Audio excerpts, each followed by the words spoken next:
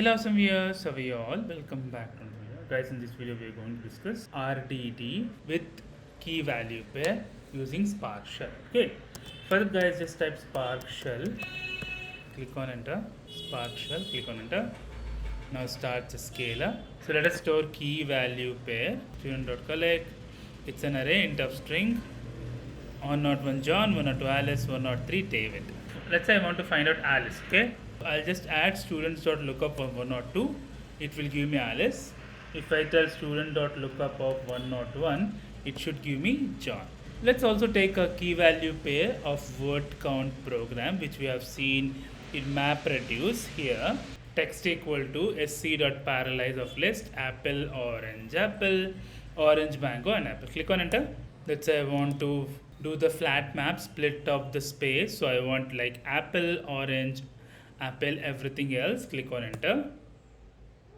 So we got 6 partition 1, 2, 3, 4, 5, 6. Now let's use words.map with word apple comma 1 and all, how many times it is repeating. Click on enter. See pairs.collect. If you put, see apple is 1, orange is 1, apple, orange, and mango, apple 1. Now let us add how many times apple has been repeated, orange has been repeated, and mango has been repeated.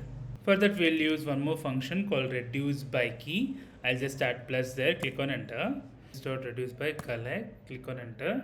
So now we got apple 3, mango 1, and orange 2, which I have added here. So if I just want to print each and every value like that, just let me add the same collect dot for each and everything dot println. It will give me like this, like print and then give a line space. So for the video guys, if you like the video, please click on like. If you're new here, please click on subscribe. Till then guys, take care, have a great day, bye bye.